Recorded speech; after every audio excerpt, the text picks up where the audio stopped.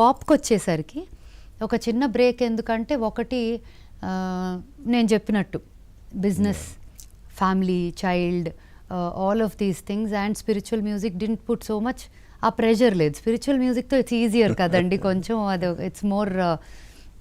Pop అనేసరికి production, costumes, dance, rehearsals, like there's a lot of production involved in it, many aspects.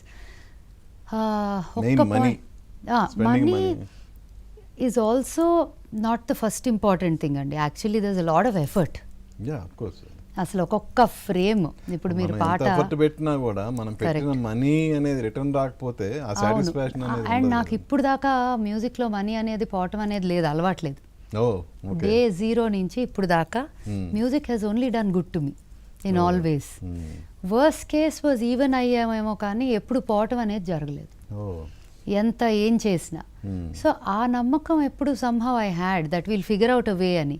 కానీ multiple commitments, my presence physically required at different points in my life for business.